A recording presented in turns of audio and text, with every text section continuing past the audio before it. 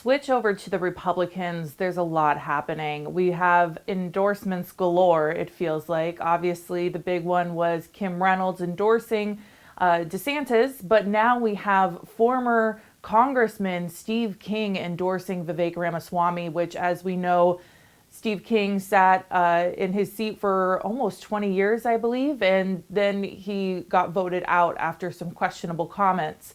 Now, what do you think this endorsement does for Vivek? Does it do much for him?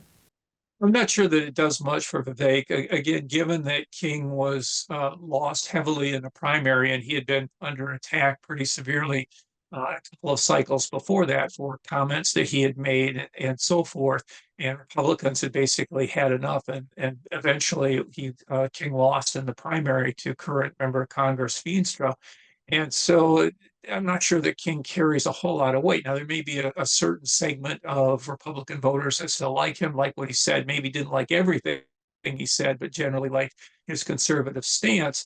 I'm not sure that that really aligns all that well with what Vivek Ramaswamy is talking about in various ways. And some of the things that Vivek has said also are kind of off the charts in terms of, well, we're going to get rid of 75% of the federal government. That's just not going to work, or it's going to pie in the sky types of things. But sort of Vivek's Ramaswamy's style is very, very energetic, throws out these sort of very grandiose types of things that he wants to do, but he's not going to be the nominee. He's polling low and he's got a certain amount of support, but it's still very low, seemingly mid single digits, if that. So it's just sort of something that maybe Ramaswamy can emphasize. A few people maybe vote for, but it's not going to have a major effect.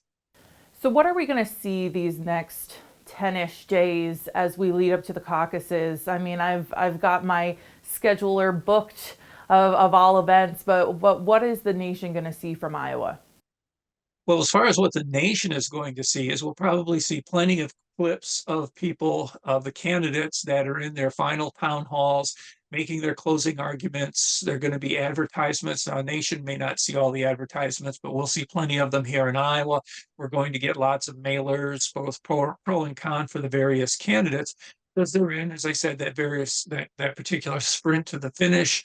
They've got to make those closing arguments to convince the voters to either switch to them if there are still some people that are persuadable, which there usually are at this point, but also to make sure that their supporters that they have identified know where their precinct caucus is going to be and to make sure that they get out. So you want to keep your base energized and enthusiastic about your candidacy. So hopefully some positive messages and some strong points are going to be had.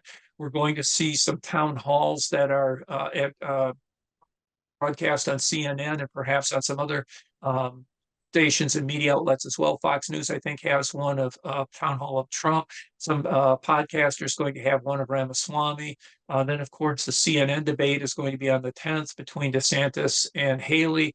And they're still trying to get maybe Trump to participate, although again, Trump's already scheduled an alternative town hall on Fox News the same night. So that's probably not going to happen.